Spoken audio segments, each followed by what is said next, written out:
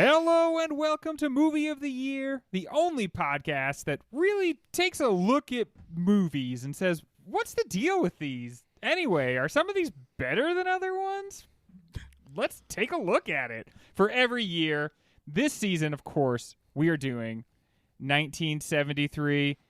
And I'm here with not contestants, not competitors, friends and gentlemen. Ryan, Mike, here we are at the end of 1973. Welcome. Are you ready to do this thing? Well, let's address the gorilla in the room. He said friends and then gentlemen and then Ryan and then Mike. And are you more offended, Mike, that you're not a friend? Or should I be more offended that I'm not a gentleman? Yeah, you're a friend. I'm a gentleman because I lost so many times in a row. I can't be a friend, but there's still decorum. We're not competitors, not because this isn't a competitive episode, but like when Mike Tyson sits next to an 8th grader who's learning how to box, they are also not competitors, and that's how I feel now. Not even learning how to box, learning how to color. Yeah. I defeated him easily. Are you excited to do this? So this is the beginning of our turn towards actually picking the movie of the year. Do you feel ready to do that? Are you prepared to get this done? Yeah, I'm prepared to start to think about maybe considering what Perhaps the best movie of the year is, which is our way. Some of the movies. Ryan, can you manifest a little bit of enthusiasm about the beginning of this process? I absolutely can, Greg. And here's why. I said that here's why part because I thought while I was saying that I could that you could think yeah, of you'd have why. something. You'd really land on your feet there. I am the one that edits our show all the time, and I love the sound of us thinking while we're talking, and we just slow down everything we're saying. The thing you all need to remember that I've actually thought for years is it's like it's watching incredible improvisers who like somebody asked, do you have a job? And they're like, oh, I've had many jobs. One of them is, of course. Ryan, you famously say every year is a good year for movies. When we picked 1973, there was a little bit of a hum of excitement, but is 1973 itself a very good year for movies? I think that it is a very good year for movies, Greg, and here is why. I think that I think that the year is so eclectic. It's possible that the year is eclectic not just because of the virtue of the year itself, but because of how much further it is in the past than when our heyday was. That everything is just a little bit weirder. I do think that the farther you get out from like your, the decade that like you really owned, the weirder things are. And if you were like say born in 1958, 1973 is very normal to you. Yeah. To us, it's strange, and I think we're going to see tonight a lot more arguing. And a lot more difference of opinion, whether it's in the movie battles themselves or in the awards, than we would if we were doing, say, 94, 95, 96, which is what I would consider our heyday. Just because there's such different opinions, because everything's wild. These movies were fucking wild. The movies are fucking wild. The culture conversation has mellowed, so it's not like we're like, well, society has decided this. I also think from the mid to late 80s on, the formulas for each genre started to get really hammered home. Yes. And right now they're still in the look, guys. I know movies have been around for 73 years. We still don't really know what this is. How do you tell a story? Anything can happen. Tones can shift. Do you think movies were born on January 1st, 1900? Yes. This is their 73rd anniversary? Were they not? Is that not how that works? That's when the train came right towards the screen. But yeah, I do think Mike's right. And I could finally say that, because it doesn't get him a point when I say that now. Can you just say it for the amount of times you wanted to say it all season? Oh, no, we don't have time for that. Yes! No, wait, hold on, I can. And Mike's right. Done. I do think Mike's right, because as he was mentioning with the mid-'80s and definitely the 90s, and a certain couple of directors come on, one in particular who I won't mention, but I will say he's a little bit of a cutie, the tropes codify themselves so much that we start troping the tropes and meta-ing the tropes. And, like, going back on the tropes, they become revisionist, they become subversive. Not that that's not happening here, but it becomes the whole thing. And this is sort of the last generation of not filmmakers that grew up. These filmmakers grew up on films, obviously, but the next generation after this are filmmakers who wear their filmmaker influences on their sleeves. This is the last one that sort of is creating their true own name. But yeah, there's a freshness here that both of you seem to be saying that there's still things being developed, still things being thought of. I mean, we're about to plow into the 80s, and I totally agree with Mike. It's like everything gets so codified that as the viewer, you feel like you know what to expect in every moment of the movie. These 70s movies, it feels like way more was up for grabs, way more was being tried out. It feels like sometimes they just grabbed the camera, ran out onto the street, and started filming. And there's an excitement or a freshness there. I mean, we had four movies in this bracket that we were like, did this director do a good job? Or we liked the movies, we liked the performances. The movie as a whole was much better than the sum of its parts. But was this a filmmaker, or was this just a guy who happened to be there holding the camera poorly, who accidentally caught magic? We're gonna say that many times tonight. Mm-hmm. That it or at least it feels that way. I think that there's a chance that these movies feel a little bit more effortless than they actually were. Maybe they feel a little bit more spontaneous than sometimes they were. Sloppy. Rough around the edges. Did we talk enough about the fact that in 1973 Henry Kissinger won the Nobel Peace Prize? I don't think we did. What a good troll in the world. When he kicked the bucket, that was something a lot of people were like, hey, want to hear this random thing? And 1973 was in the news again, if only for a little bit, because that wasn't one of our scandals? That's crazy. I'm guessing it was one of our scandals, but I'm just surprised we didn't open every single episode with it. Even if you were a fan of him getting a Peace Prize seems a little it seems like trolling. Honestly, was it satire? Were they doing? Is it like Jonathan Swift? Is this a modest proposal? It was Nobel Peace Prize as given by Mad Magazine. That's what it was. This year, I don't want to sound like a baby. I don't want to sound like a wimp. But this year, I feel like the tragic backstories to the movies were worse than they usually are, or there were more of them that were bad. Is that just me being up in my feelings about it, or was this kind of a rough year for the behind the scenes stories of Hollywood? Yeah, I wonder if that's just Snowflake Hollywood. After all this tragedy happened, they had to go and make laws to protect the people who make the movies. Yeah, let's keep our little baby snowflakes safe. But yeah, the independent movies were just lawless. They were literally running out into traffic and shooting, just fueled by hash and coke. Yeah, and I mean, even the Hollywood movies at this time, there was, I don't know how hardcore PETA was involved. You could just throw a horse out there with a camera on it and kill it on purpose. I feel like anytime there's an animal in a movie from before 10 years ago, just assume that animal's being tortured for entertainment. Yeah, every movie's like the set of Luck on HBO. Is that the one where horses were dying every time? Left and right. There's a horse serial killer. Look to your left. Look to your right. If those are both horses, they're about to die. If you don't see a dead horse, it's about to be you.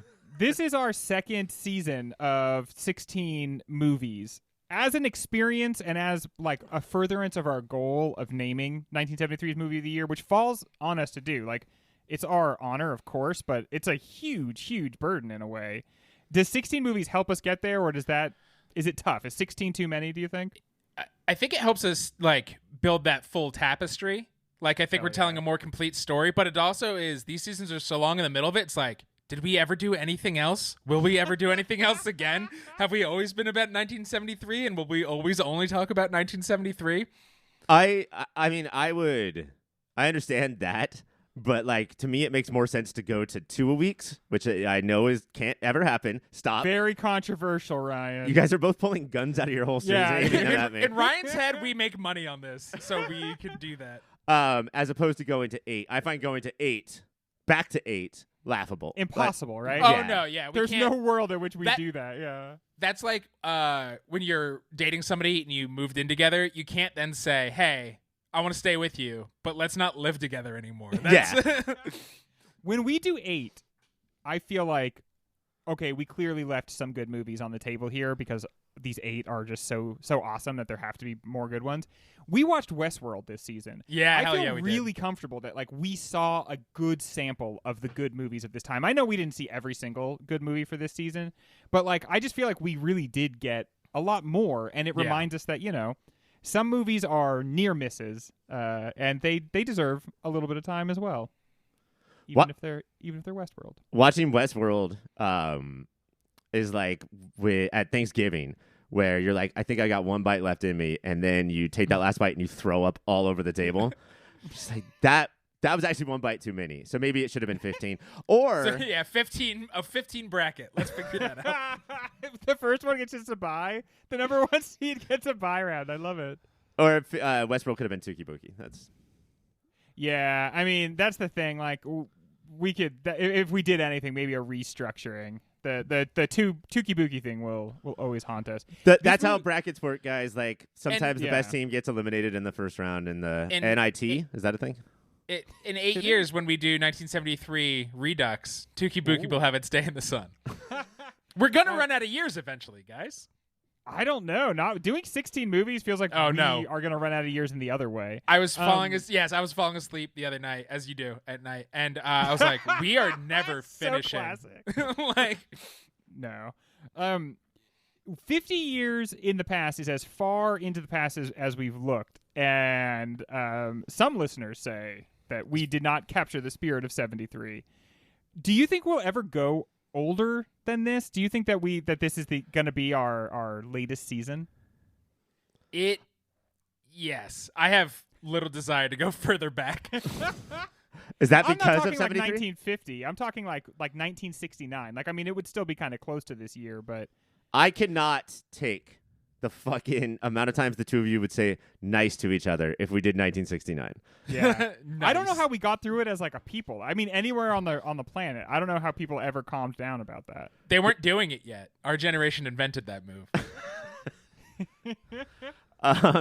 Yeah, I would just because we started the 70s, I would continue the 70s. I love the 70s, like VH1 told me to, but that we could just draw the line there.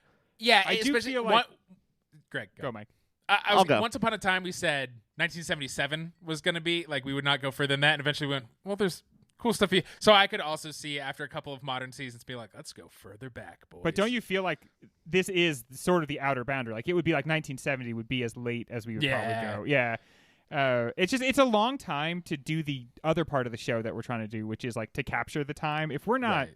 The if, scandals like, of 1945. Yeah. Oh man, there's some biggies. Speaking of 50 years ago, how cringe was the cringe for this year? Now that we've had like 16 episodes to talk about it. I think because it's like oh, that's grandpa, we don't like it, but sometimes he says that stuff, versus like somebody who's in your peer group. I am more cringed out and offended by modern cringe than 73 cringe. I'm like, well, duh. Yeah. Shut up. Yeah. Of course it's going to be there. Eat a dick. Is that because there's like a naked obviousness to it? Like people just like saying the N-word? Yeah. Like we know historically people were horrible 50 years ago. And so then it doesn't like skeeve us It out in doesn't the stand same way out. that like Yeah. seeing something from 2008 where you're The- like, whoa, what's the going aughts on here? are rough. Also, like I think that they were surprisingly, for the most part, Yes. pretty chill. Like a lot of the people who said the N-word in these movies were the dirty cops, you know? Like Yeah. a lot of the people who did the stuff that we don't like today were people that we didn't like then. Yeah. I think that it was a time where things were a little more understanding, and it wasn't till that goddamn Ronald Reagan Ronnie Riggs. got into the Tear White down that wall. I do feel like there was some sort of promise in 1973 that things were like going to be better in just the next couple of years. And the 80s were just like, no, that's not what we're doing. We're doing something else instead. And so, yeah, it's almost like there is that like 50 years ago is a long time. So there are things that obviously would still be offensive now. But I don't know. There's a lot in it that seemed more progressive too, or like aspirational in a way that I just don't see, us currently having. We did the other season that we did that was close to this was 1975. Do you feel like 1973 was dramatically different than 1975? I do think that I sort of think that like there was a little more. Let me see how to put this.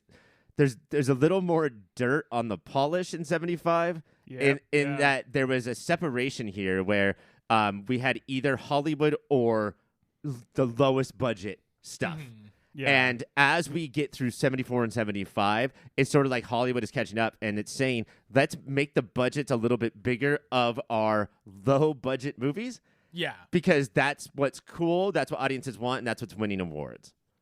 Yeah, I did feel like there was a kind of a big difference for 2 years. The feeling had completely changed by 75 in that, like the establishment had absorbed a little bit of the fringes. They realized they couldn't outcompete them because people wanted that fringe style. Yeah. And so they sucked in those directors and producers. And you kind of see it halfway with things like the James Bond movie that also introduced black characters. Like, it felt like that was being like sort of attached to movies. Like, we're going to now also try to bring in this audience. And then they were just like, we could do this in a more efficient way. Did the opening credits of that movie say, and introducing black characters? And for the first time. I mean, I think it did for at least one or two of the characters, because it's just like, that's the kind of movie this is going to be, because apparently that's what people want. And like, if you look at like what Richard Gorman was saying at the time, the B movie guy, he was like, that's all you. He like, if anybody came to him for advice on what to do in a movie, he'd be like, here's what you got to do. You got to put actors of color, because that's going to be the next big thing in this industry.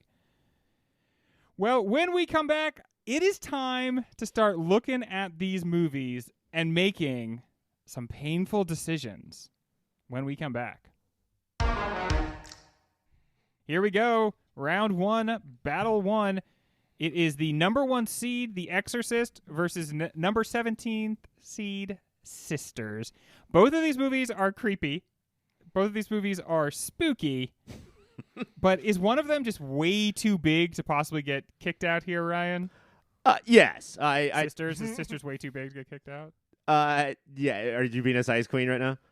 Are you being a size king about these Sisters? I sat down today on Google Hill. No, because that means that I did look something up. I didn't look anything up. It's getting confusing now. Yeah. I sat on a hill next to Google Hill that was an actual hill. Big Mound? And tried... I sat down on Big Mound and tried to remember the ins and outs of Sisters. The movie, not my family members. Think about the ins and outs of your sisters, brother. And like who was related to who and who was the killer and who was a double, and I didn't do such a great job of remembering that movie. But I do remember it was freaky deaky, spooky. Which one's altogether altogether kooky between Exorcist and the Sisters? I loved how campy it was. I loved how it tried a bunch of different things, and it didn't have just one flavor. It didn't just have one mode of being. In fact, the whole opening is kind of like a big misdirection, because we don't know it, but we're with our victim at the time, and we have no idea what's going on with the titular sisters at that time. And to even like underscore that, it starts off with like a game show. So it's like a deeply nestled kind of text. And I thought all that stuff was very fun and interesting. I think where the big drawback is, though, is The Exorcist might be the biggest movie we've ever done in the history of this show. And it just feels like if you said to somebody Sisters, they're going to go, "Oh, that show?" And you're like, "No." with Swoozie Kurtz? And they're going to be like, "Oh, the 2015 movie?" And you're like, "No, the 1973 movie." And they're going to be like, "Didn't that come out in 1972?" And you're like, "Well, in some festivals, yes, but its broad release was in 1973. Actually, at that point, I'm like, dude that I'm talking to, get the fuck you away from me. pedantic bitch. Stop leave. talking to me.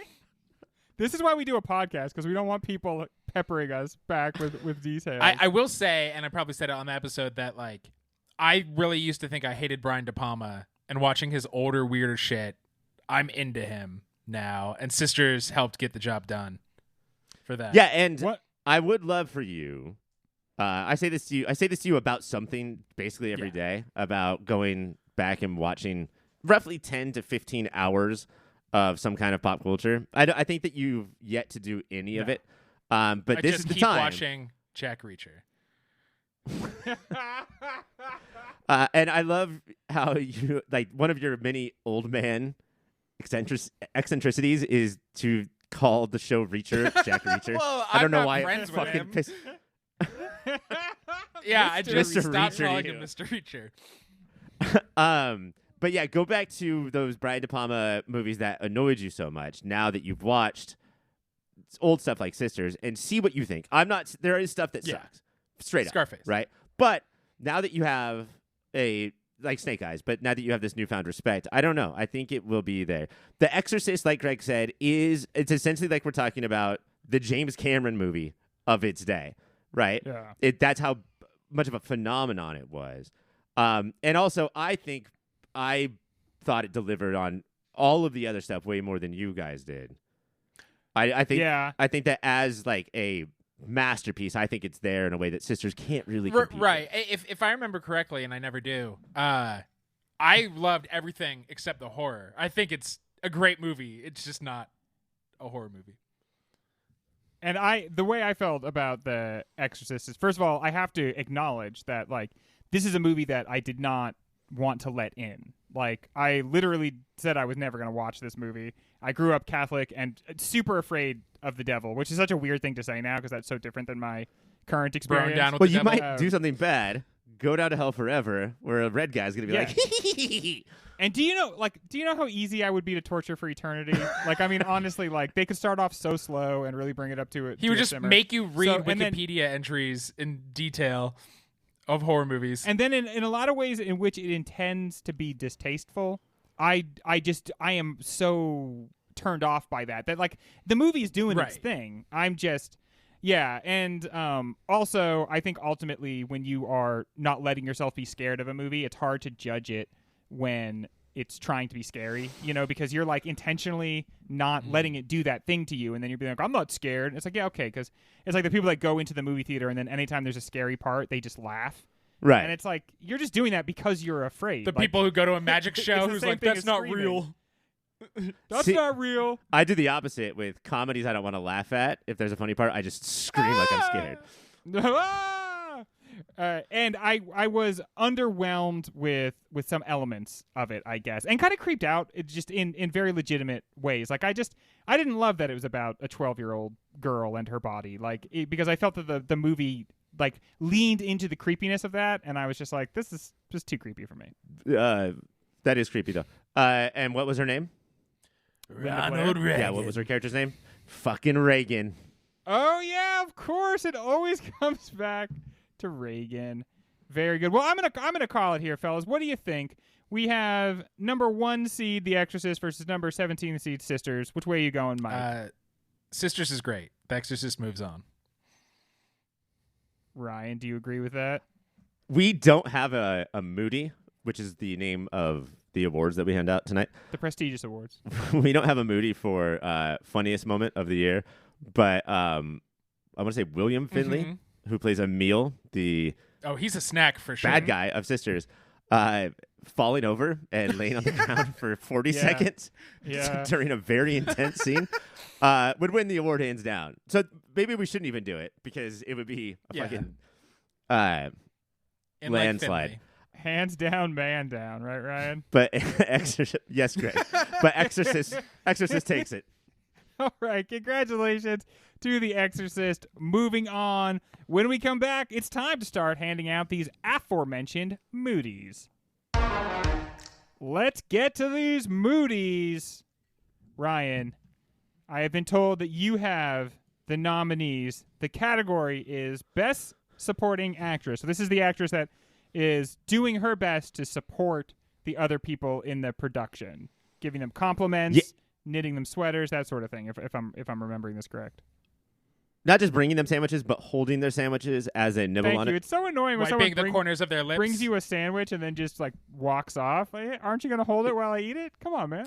Right. What am I fucking supposed to do with this? Or if my pizza slicey is too hot, just hold it on the paper plate and like move it a little bit every time I take a Is that bite. so much to ask?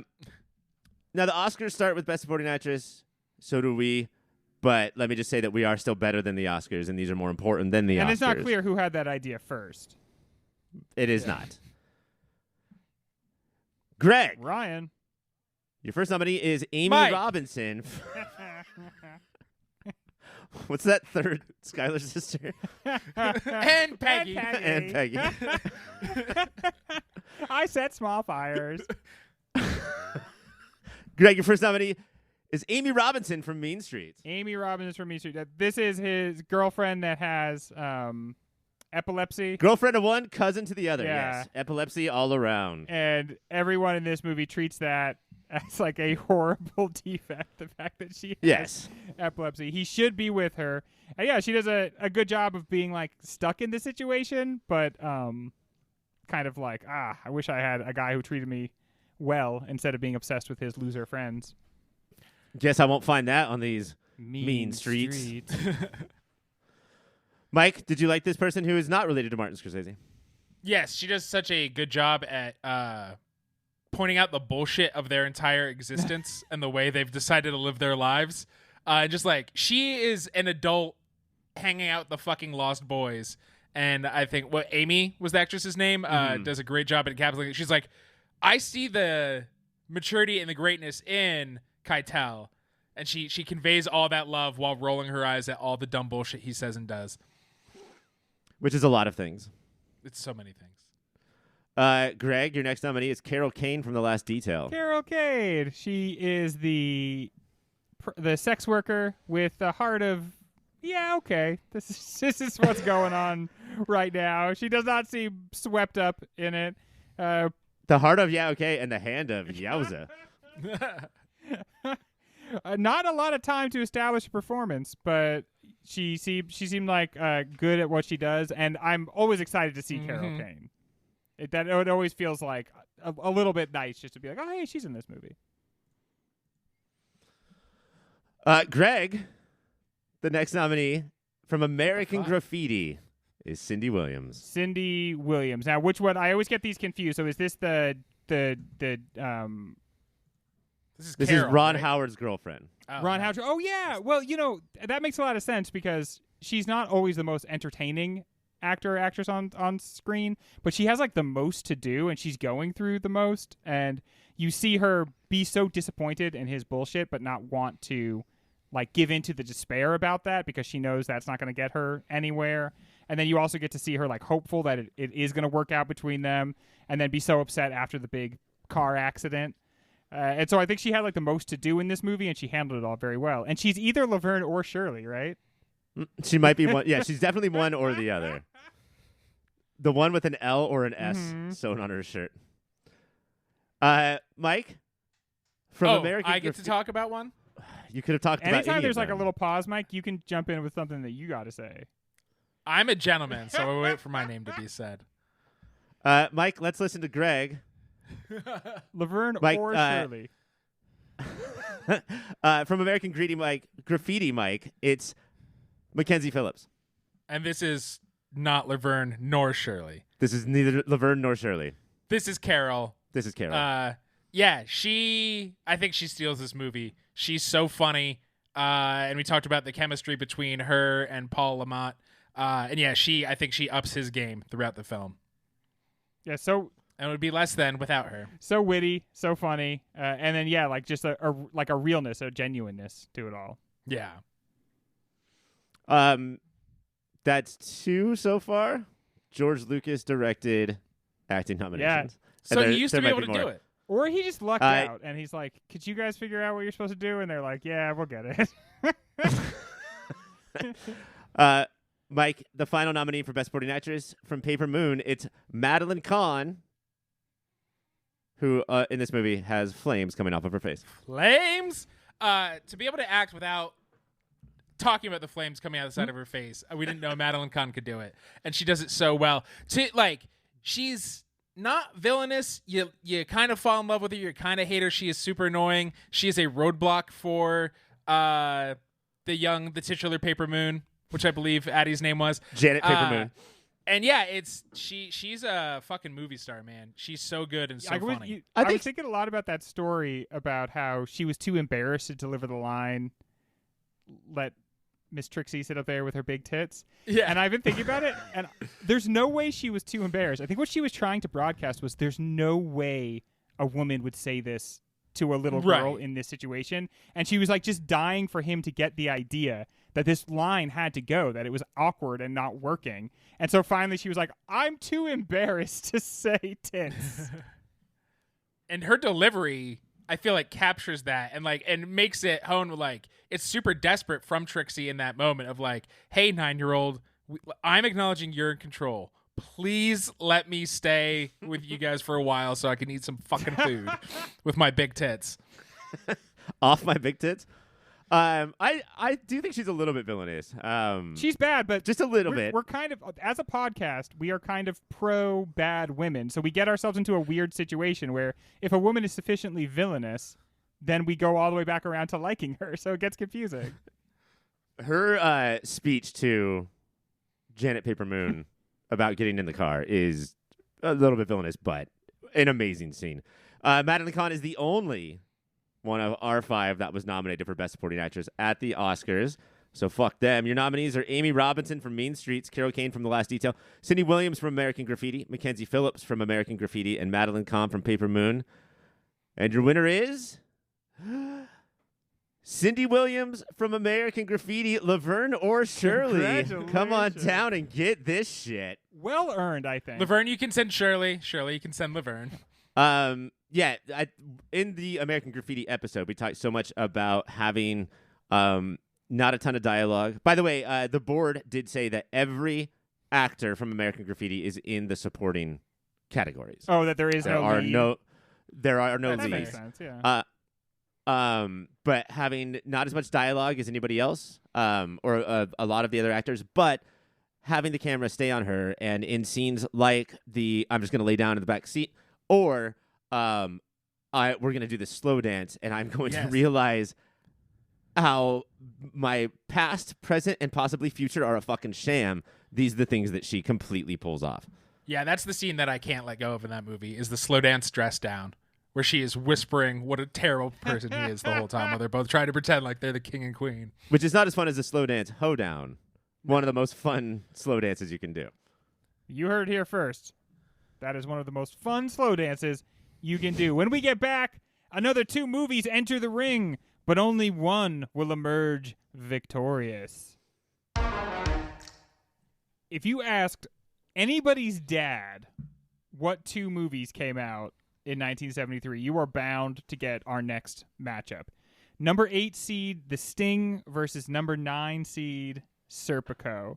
We have the criminals versus the cops, who are, I guess, also kind of criminals in this. Ryan, who do you got? What side you on? And the criminals who are the good guys. In I mean, The yeah, Sting. right. You got the good criminals versus the bad cops.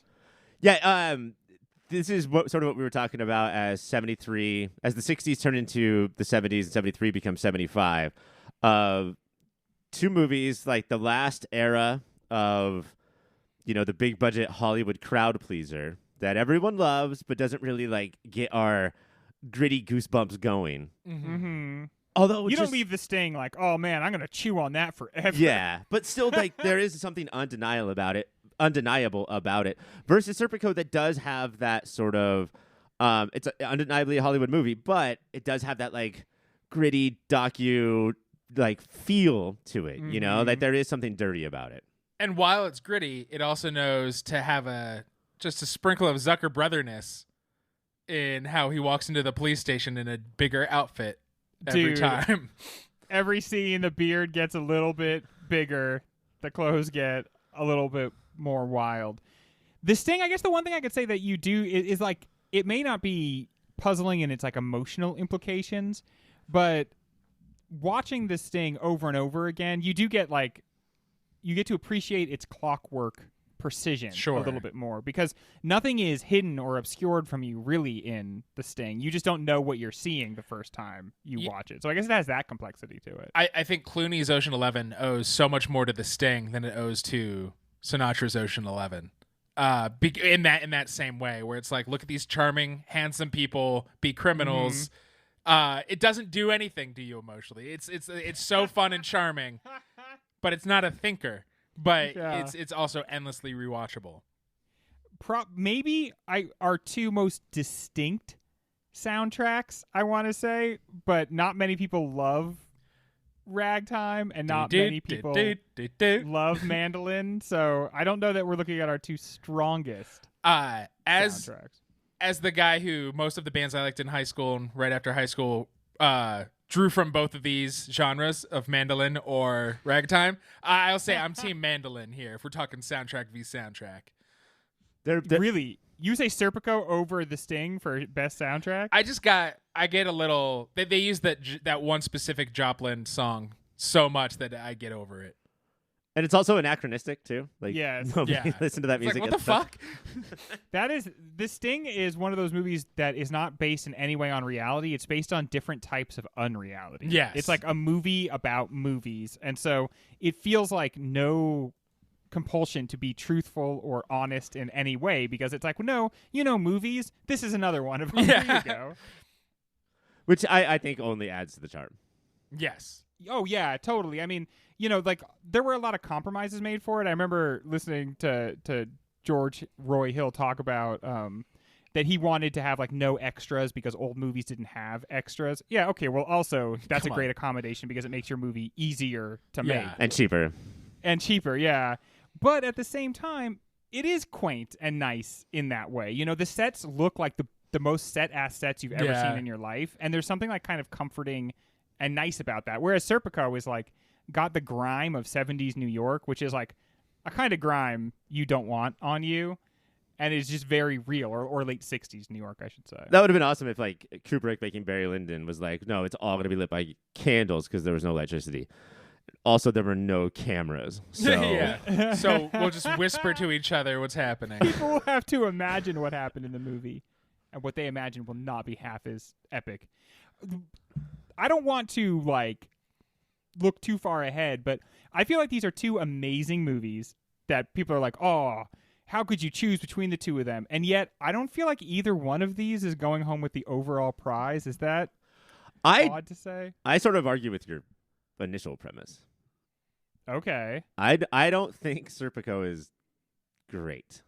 Yeah. I don't think it's a great movie. I think that there are great parts to it, and it's one of my favorite directors of all time, but I think that this is weirdly one of his most famous movies, or like everyone knows this is one of his movies. Everybody knows about Serpico. Yeah, and I it's probably because of Max Fisher and the amazing play that he wrote. Because bring it to the people. You don't really hear it quoted that much. Like there's Unless you go back and rewatch It's Always Sunny a lot. Early It's Always Sunny. Charlie goes Serpico.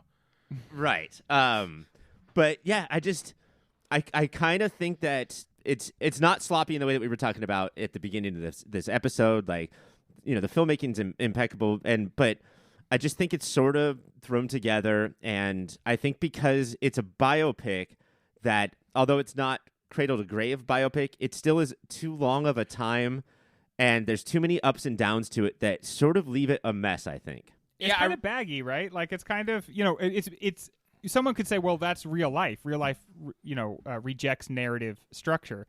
But the movie that results from it feels like sort of incomplete in a way. And the movie definitely has a narrative structure. So if you're going to do that, trim those bags in a little. Like, and the ending, the last 20 minutes is when I remembered it's a biopic. Because the whole movie does not feel like one. In the last 20 minutes, you're like, oh yeah. So you're going to do this shit. Also, I heard there's still police corruption. So Serpico, both the man and the movie, didn't fix shit. Failed. While the Stings, they're still stinging. And that's what we want out of the Sting. They're stinging left and right. Was the Sting 2 called the Sting 2, still stinging? Still stinging. Now that's what I call Sting. Unfortunately, though, only one of these movies can move on. Ryan, I think I know which way you're going to go, but do you have number 8, The Sting, or number 9, Serpico? Well, obviously it's seated so much higher than Serpico, so it's not just that. But yeah, I think The Sting is a blast, and every time I watch it, I kind of forget why it's so fun. I'm just like, oh, that old hacky thing. This was Best Picture, right? Yeah. Which is a knock against it. In our minds, yes. Yeah. It's the Green Book of its time. Best Picture, Best Director, Best Screenplay. And if you said, like, from 1973, throw on a movie that's guaranteed to make as many people happy as possible, gotta be The Sting. Right? Gotta be The Sting. Or The Princess Bride, which is makes so many people happy, it counts as coming out from every year. Whoa. But yeah, I'm going the Sting here. Mike. What's the word? Disagree. Okay, very good. Love the Sting. Yes, it's a good old time, but I think the powerhouse performance that Al Pacino gives, I think, elevates and pushes beyond everything else. And Part LeMay where does he a good chants job. Serpico, Yeah. Serpico. The only guy to change his own name and not be a douche. Or the part where he sings, "Hands off my Serpakino." Or where he Nobody comes can in, touch my Serpakino. where he comes in the Robin Hood cosplay, but nobody talks about it. No, I think he's just so fucking good in it that I think he is undeniable. Where he shuts So then it's the door to on me. Diane Keaton and says, "Kate never asked me about my Serpico business." I just caught on to the bit Greg was doing. yeah. The Serpicos we need are all around us. Then it comes to me, unfortunately, my least favorite thing, making a decision. But this one is relatively easy for me because I think I'm not as far in the Ryan camp as Ryan is, which makes sense. I fucking love the Ryan camp. I think guys, this camp is just for me. Check it out. it'd be harder to be more in the Ryan camp than Ryan is. But I'm deeply in the Sting camp, and so Sting moving on, number 8 seed, defeating Serpico. Once again, Serpico should have just taken the money, man. make it a little bit easier for everybody. When we come back, let's get to the lads who are supportive. You know the guys are in there also doing the supporting acting. Ryan, check me on that. Is that true? That is true, Greg. Often films, this day and age, will have men in them. This is back when men could be men, and sometimes all they were doing was supporting acting. Ryan, who are the lads that went out there and gave it all for the team? Greg, your first nominee for Best Supporting Actor is Charles Durning. What movie do you think it's from? Okay, I'm going to guess that it's the Durning from Sisters. That is correct. Yeah. Charles Durning from The Sting can take a hike. You know why? He's a cop. This is just a PI. Yeah, so yeah, just a little bit better. But really, I think he steals it in his scenes with Jessica Salt. The two Jennifer. of them, Jennifer, yeah. The two of them make such a great team, and she brings out the best in him. And there's just a couple scenes where I feel like he got the goofy tone of this movie. Like, I think he fully understood the assignment, as the middle-aged people say. And there's just a lot of humor, and in my imagination, he is still at the top of that electric or that telephone pole, looking at that couch. Yeah, that should be a thing at Universal Studios. Like, not a ride, just a Charles Durning like animatronic At the top that doesn't of a move telephone at the pole. top of one Oh, telephone look, it's pole. from Sisters. All the 8-year-olds will love it. They're so good together that I wish there had been like a Saturday afternoon spinoff of the two of them solving crimes together. He's one of my favorite types of supporting performances because the second time I watched the movie, I was shocked at how little he's in it. Like he drops her off and says, "All right, I'm gonna go across this bridge," and we don't see him again. But after watching it like for the first time, I was like, he fucking owns that movie. Yeah, dude, we need more Durning in our lives. Greg, your next nominee is the aforementioned Palamot from American Graffiti. Yeah, one half of probably the most compelling duo in the movie, right? Him like, oh man, I got stuck with this weird little girl, but also like we do a lot of like funny bits together, and that's kind of cool. And also I'm gonna hot rod around. He like, of all the people that launched out of that movie, and I think we said this on the show, it's kind of surprising that he didn't end up doing much else. Yeah. He feels so much more like magnetizing to watch than anybody else in that movie. Like you're watching Certainly more than Harrison Ford, his number one rival. Yeah. Well, imagine an alternate universe where he's Han Solo. Cigarettes rolled up in his Han Solo sleeves. A galaxy even farther away. Maybe like, what if he seems too much of 62? Yeah. They're like, what? We can't cast that old actor in these new things. Whoever that casting director is that you're doing an impression of, he's a moron. That's the heavily based on the producer who saw Blair Witch and went, man, it's a shame those kids are dead because they can act. Nowadays, anytime anything like that happens where like a good actor or actress just disappears, I'm like, oh, they said no to somebody powerful. Yeah. They're like, Yeah. no, I don't want to do that thing. And then they were like, all right, well, see you never. They denied a horror movie that was being shot in Northern California and got destroyed. Mike, your next nominee is the fourth George Lucas-directed actor to get nominated tonight. It's Richard Dreyfuss from American Graffiti. It's so wild. What did Lucas have back then that he instantly lost? Good actors? Again, cocaine. Richard Dreyfuss, like I feel like you're getting good performances out of good actors, Yeah. and so I think he just might have lucked into it again. What Dreyfuss shares is him and Lamont both had the like. It feels like more than the other two of like I'm in my own movie and I'm going to act to the T. Like I'm going to act like I'm in my own story and trying to learn and do things. Where the other guys are not learning that much. And I think Dreyfuss has this weird, charming piece of shit, fun attitude to watch that he injects in a lot of things because he might just be a charming piece of shit. Also, you know how when you only know of somebody as kind of an older actor and then Yes. you see them when they're younger? He was kind of already doing that. Yeah. I mean, that character is already like a middle-aged man. And so then like sort of having that associated with him actually works. Jack Palance was the bad guy in like Shane from like 1956, and he was an old man in that movie. There are just some actors. Right, Tommy Lee Jones was 60 when he was born. So yeah, to see Richard Dreyfuss, and he still looks like his hair has dyed. Right, like he's still a little too old for this part.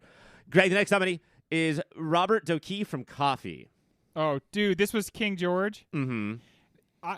Getting this part, like, this is a tall order because King George is like very villainous, and yet at the same time, completely a victim. In the span of like 2 scenes, it switches just that quickly, and watching him go from like in command and in charge to scared for his life and pleading for it, that's a lot to ask of an actor. And then on top of that, when the movie needs him to be funny, he, without putting a huge like exclamation point on it, he is hilarious in a very like cutting, simple way.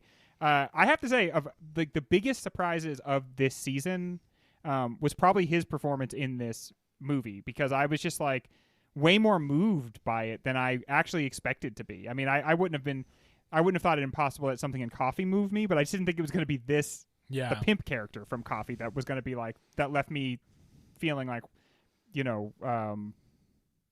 just moved, I guess.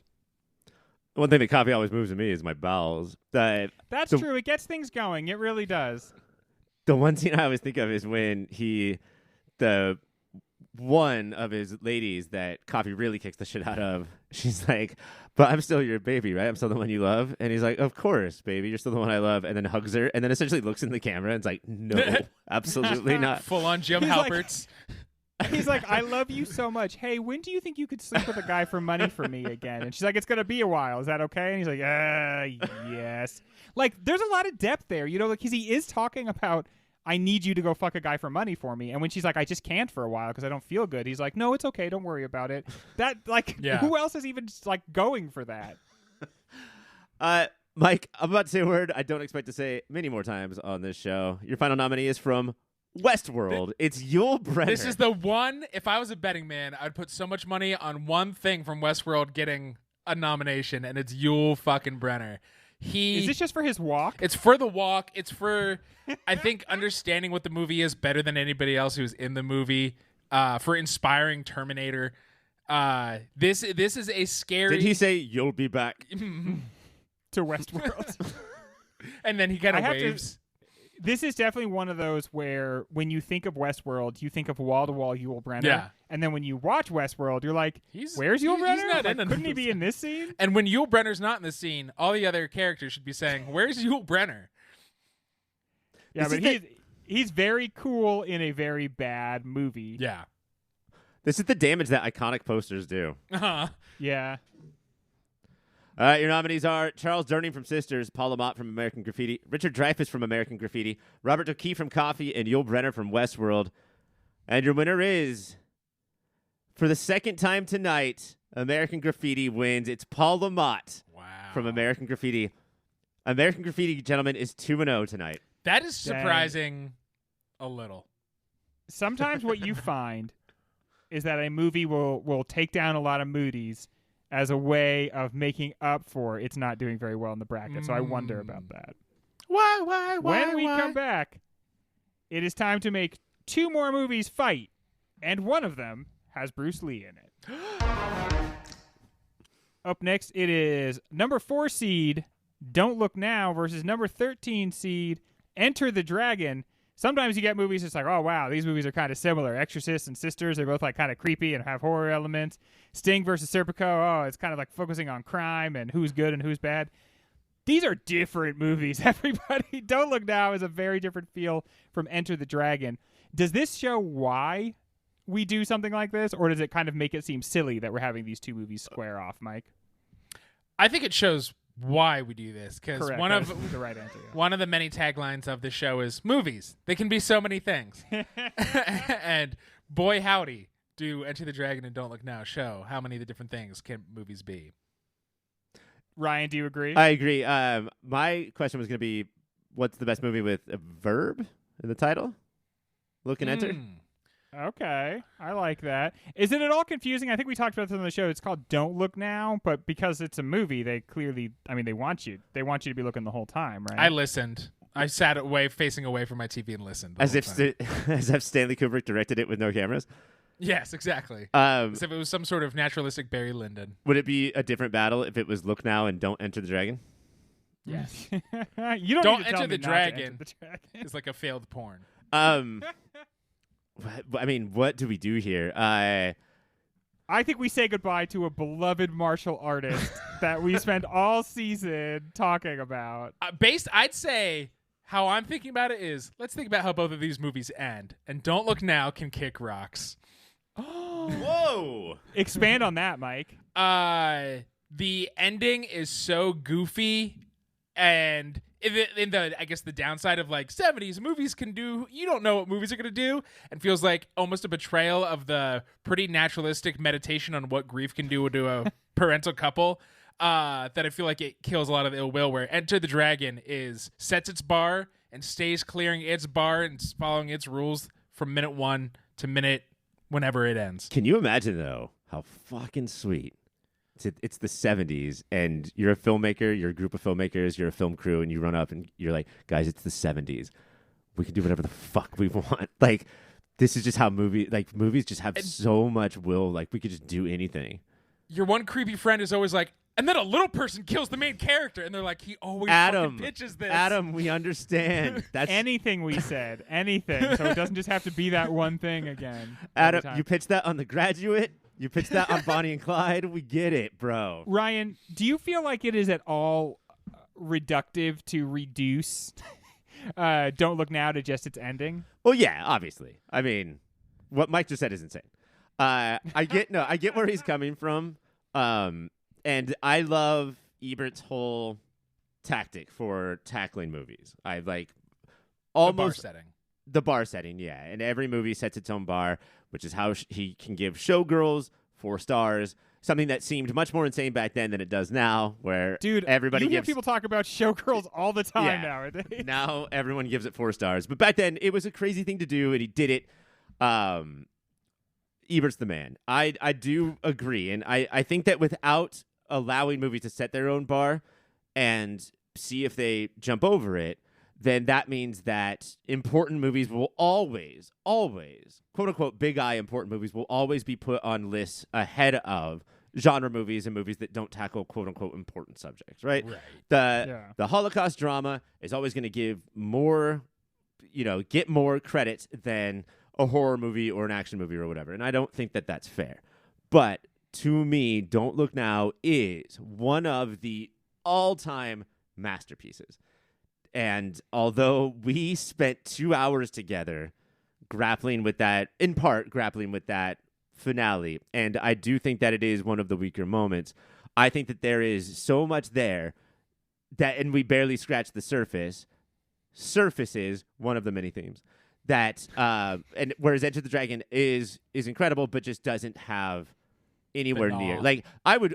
There's so many capital I important movies that I would elevate Enter the Dragon above. Yeah, just not this one. The King's Speech.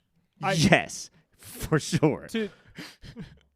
at the risk of sounding ridiculous, one thing I'll say about Enter the Dragon is we talk a lot about in these movies how, like, you know, you can't get all of it through one viewing. I did feel like that was true of the action in Enter the Dragon. Like, I would sometimes be so blown away by one move that he does that I would pay less attention with the next one. And so I feel like there's this weird depth to the combat where you could watch, I think, those fight scenes over and over and over again and always see something you'd never seen before. Plus, like an 8-year-old, Greg watches movies like that by running around the room and then practicing the move.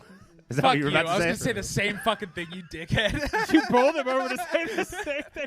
And you know what, gentlemen? It is 100% true. I stand the entire time I watch movies, and I just do whatever I see the characters doing. Unfortunately, Mike and I didn't watch Enter the Dragon. We watched Greg watching Enter the Dragon through his window. And it was delightful. And that's what I'm saying should move on. I feel like Don't Look Now is like somebody like dropped all the elements of a movie into the movie of the year winner machine and threw the switch, and it spit out the perfect movie designed to win this. But that was before Mike said Mike said no. Yeah, that's not what was going to be happening.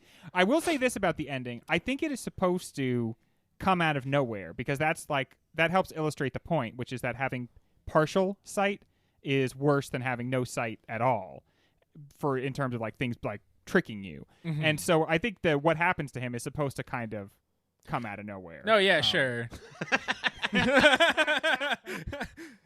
I get what it's going for. I just don't think that means it's successful. Yeah, and I do think there's the other element of like, look at this weird lady, and it's like, she's, I don't know, it's just a lady. It's okay. Like, yeah, and I mean, in a lot of ways, like you can say about Don't Look Now is doing same, but in some ways grosser things with this actress that Exorcist is doing with Linda Blair. You know, like instead of the young body, it's the othering of a different type of body. Yeah. But I guess for whatever reason I'm in the mood to forgive that, and I think it's because of everything else going on with Don't Look Now, which is like you could put on I think almost any scene in this movie and then be like, no, why is this happening? Yeah. Like, and then but then as you reflect on it, like you get drawn closer to the movie and you like the movie more.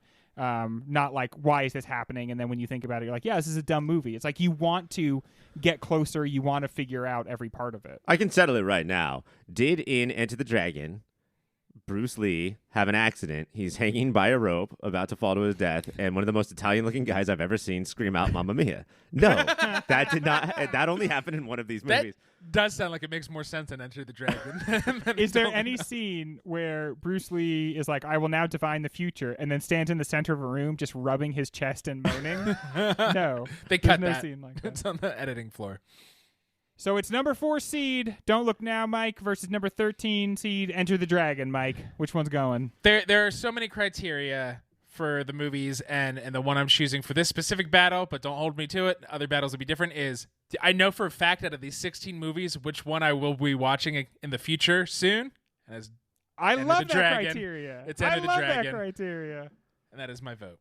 Yeah, because that speaks to a certain level of enthusiasm. I couldn't disagree more on the exact same point. Like, given all of that, I would much rather, if you said right now we're going to fire up one of these movies, even though it's about really like tough stuff and it's like kind of a harder watch, I will always pick Don't Look Now over Enter the Dragon just on let's watch a movie right now. But I love it as a way of looking at it.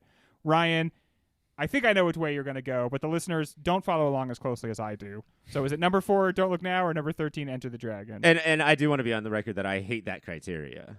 Just so yes. Oh no. Yeah, know. you were on the record multiple times. Okay. As saying that. That is criteria for music only of what you would listen to now, because that's a lesser art form. Which we all agree with. Music is a lesser art form than movies. I think we could all. Don't write in. But yes, the answer is Don't Look Now. And so then that means it's a tie. I have to do my least favorite thing, which is make reference to the fact that my least favorite thing is making decisions. But for me, this is very easy. It's Don't Look Now. Moving on. I think Don't Look Now has what it takes to go all the way against Mike's wishes. Because, Ryan, the two of us, we're a great duo. But let's get to the great on-screen duos of 1973. Shall we, my Segway friends? Yeah. I honestly don't know if he's talking to me and you, Mike, or his little imaginary Segway friends that are in the studio right now. The on-screen duos I don't know what it is. I guess it's the dream of having a friend, but there's just something about two actors on screen that it almost becomes a thing unto itself. And so we want to focus on those great on-screen duos and give them one award and then watch the coveting of that award slowly drive this duo apart until finally one kills the other. We don't I feel like our work is done. we don't have 2 trophies that we can give them? Nope. No, Ryan. Okay. We don't. I find it odd that we don't have best trio because of us and how much we love trios. Oh my gosh. Yeah. We love 3 does trios. not work. Yeah. But movies do not like trios. No, yeah. Also- We're the threesome boys. Even the Three Musketeers adds in that full D'Artagnan because they're like 3 doesn't work. Now there's 4. I yeah. I never understood that every time they would say the 3 Musketeers, they would list 4 names. It's fucking So dumb. what the fuck? Yeah, I think that there was a time where we would give out 2 Mooties, on-screen duo and best couple, but we have scratched that. So this might be romantic, this might be friends, and I like the way that I live my life is both. Who you're dude. romantic with, why don't you be friends with them? If you're friends with them, why don't you be romantic with them? Right. That's Why why. not add smooching to the equation? Why What don't are the you guys 3 of doing us after this show? do a little friendly kiss right now? Oh, I love you guys. Should we do this now? Sure. You know what? Why not? Mike, let's start off with the ladies. It's Addie Loggins and Imogene, her new best friend from Paper Moon. These 2 little rascals. Stinkeroos, are so- right? Little They are stinkers? stinkeroos, and Yeah. it's so fun. Like, what mischief will they get up to? How are they going to fuck over the adults in their lives? It is such.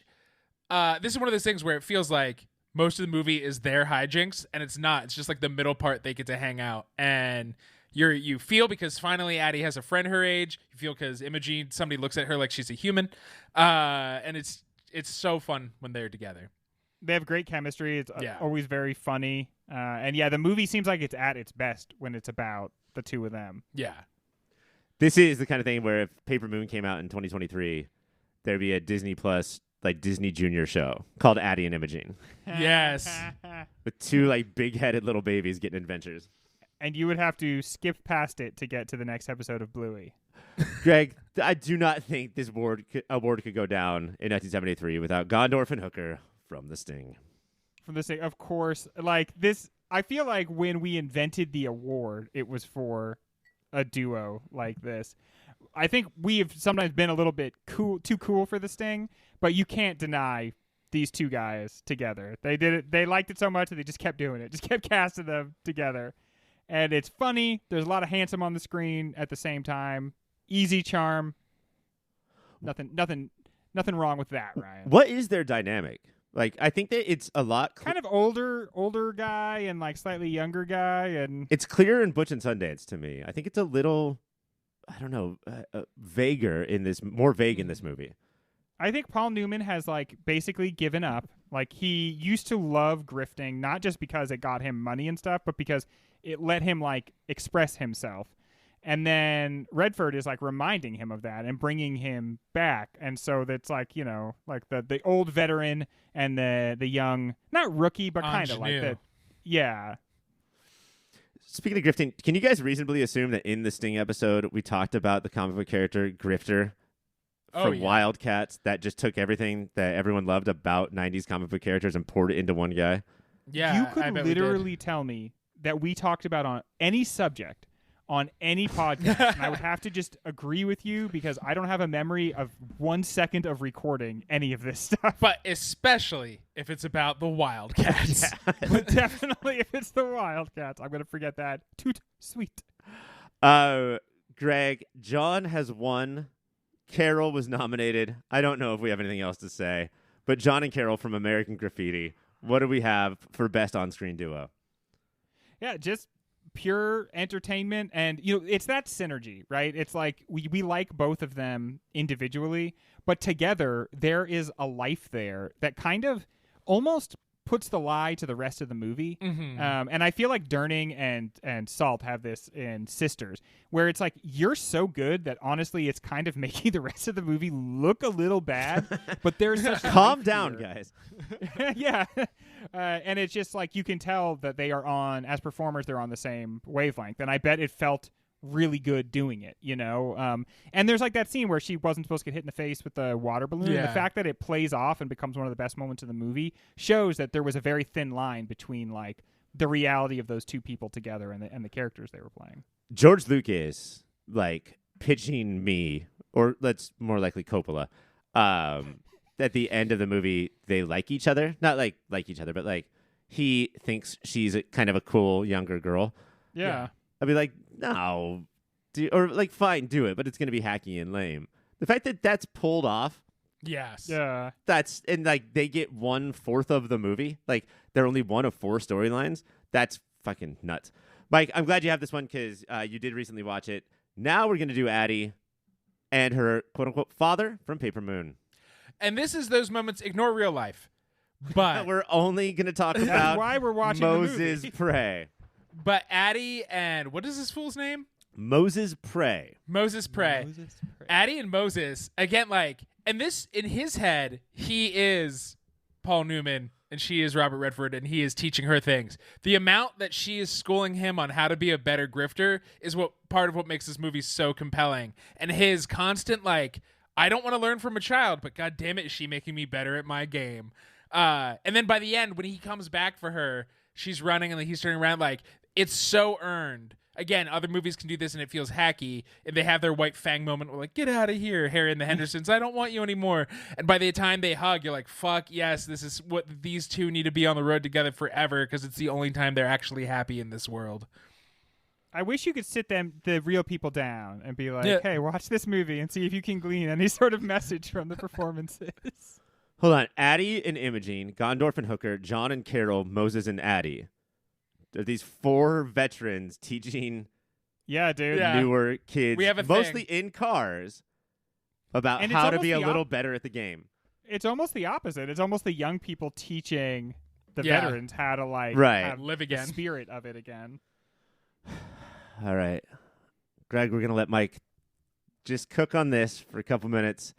Mike, the final nominee is Prince John and Sir Hiss from Robin Hood. Okay. These two, I remember that you guys loved this movie and I was a little down on it, but like, thank you for giving me. These two are why you watch this movie. People are like, it's because foxes are sexy. Fuck off. No, it's not. That's just a hacky thing. That's the new I like bacon. They are an Abbott and Costello level comedic duo of like the smarter one is in lesser power, the dumber one has more power, and then watching them bicker because they are just straight up an old gay married couple. It is delightful. What a shining light in this movie. Just a little bit of camp in the movie. Yeah. If there, I think the thing to be excited about Robin Hood is what a great business proposition it is because of how it utilized old assets to pull together something new. That's what you want to get excited about. if Toontown from Roger Rabbit had its own Hollywood squares, these two would each own one of the squares. Like these two would be ripping off jokes left and right. All right, your nominees for Best On-Screen Duo are Addie and Imogene from Paper Moon, Gondorf and Hooker from The Sting, John and Carol from American Graffiti, more George Lucas-directed actors, Moses Pray and Addie Loggins from Paper Moon, and Prince John and Sir Hiss from Robin Hood. And the Moody goes to Moses Pray and Addie Loggins from Paper Yeah. Moon, Nice. Father and Daughter, Alive Daughter, Dead Father from Paper Moon. They got the same jawline. I have Lots to say of people have the same jawline. Sorry. that knowing the behind the scenes stuff, whatever, that is difficult to reconcile. It's one of Greg's aforementioned tragic stories. Yeah. But if judging just on the two of them together, like it makes the movie. It's the backbone of the They entire movie. And crackle. again, I wish there was some way that like how well they work together in the movie could leach into the reality of the situation. But unfortunately, the shitty treatment of her is probably what led to such great performances. Cool. That's Hollywood, everybody. When we come back, we have our last matchup for this show. Number 5 seed, and I have to say, kind of feeling like the reason for the season, The Long Goodbye, versus number 21 seed, star of the VHS covers, The Last Detail. I didn't know anything about The Last Detail before this season began. Mike, I don't know if you did either, but was this the movie that you felt like you learned the most about in the course of the season? Yeah, because it's the one I knew the least about. So therefore, I had a lot of. I learned that Randy Quaid used to be able to act, And like pretty good. yeah, right? he stole the show. That there are nuances to the Jack Nicholson persona. I'd say this movie taught me that versus most of his other ones. Yeah, I fucking loved The Last Detail, and it is a shame more people don't know about it. This is another one of those movies that does a good job of looking at a premise and being like, no, this is inherently interesting, even if it doesn't sound like it at first blush.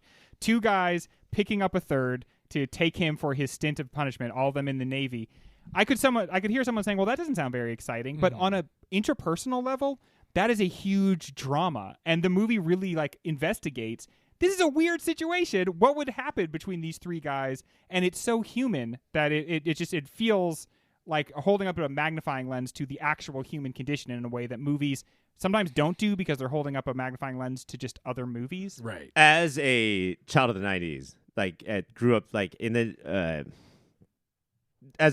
became a movie watcher in the 90s and grew up on like Miramax, studio Sundance movies of the 90s.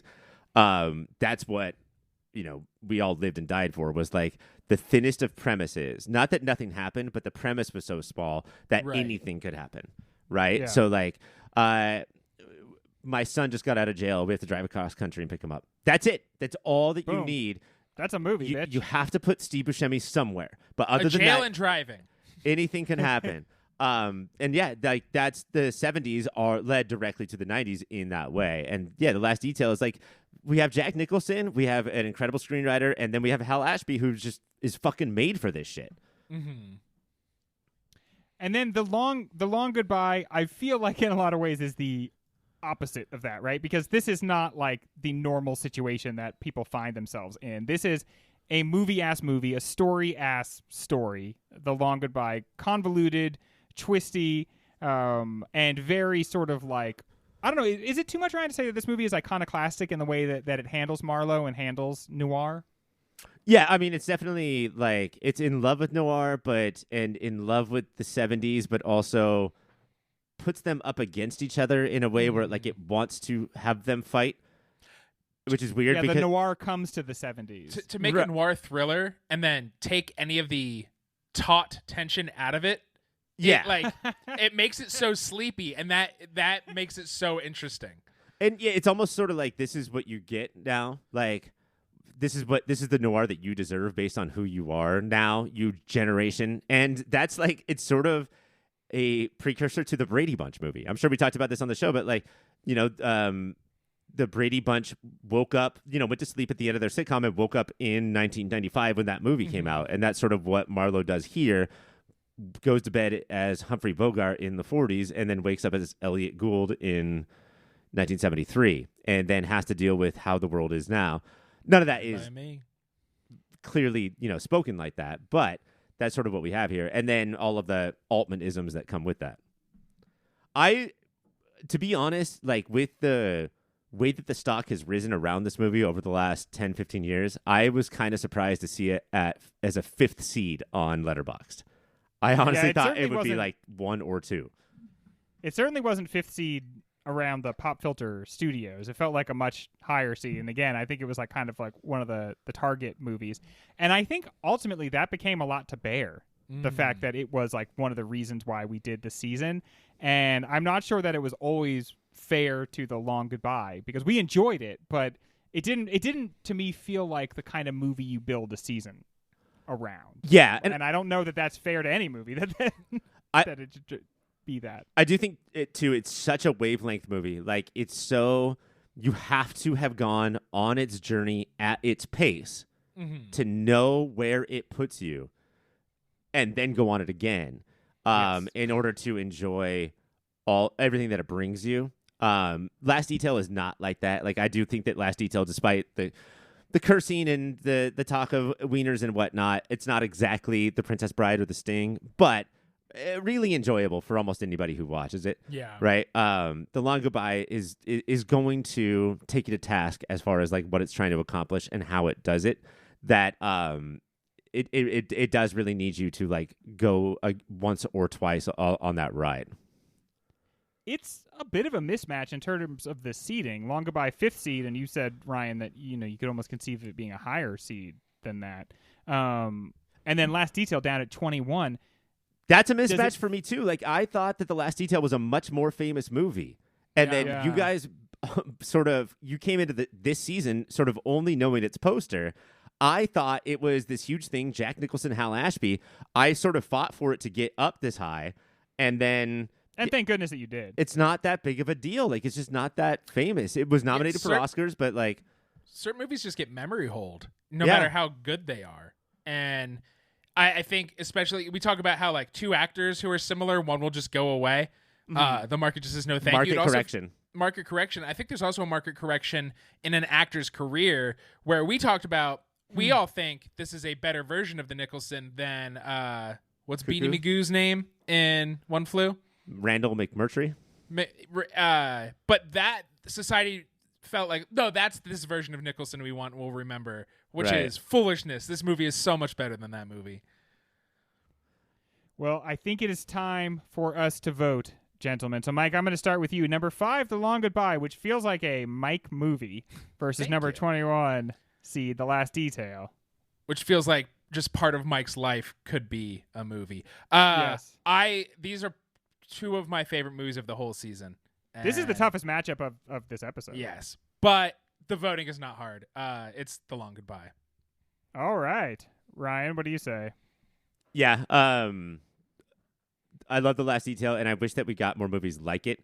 Greg, you and I have recently watched The Holdovers and just felt like, what a classic movie that we just used to get like 10 of every year, and the stakes aren't world-changing. There's no Thanos and there's no Holocaust, but like it feels, it's just like great dialogue, great characters, and that's The Last Detail, and like it feels old somehow.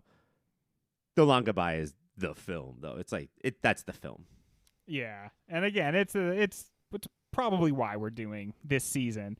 But The Last Detail, I did not have any feel for it at all, and probably one of the movies that I felt like the stock rise the most, because it went from just a poster to an actual living, breathing thing.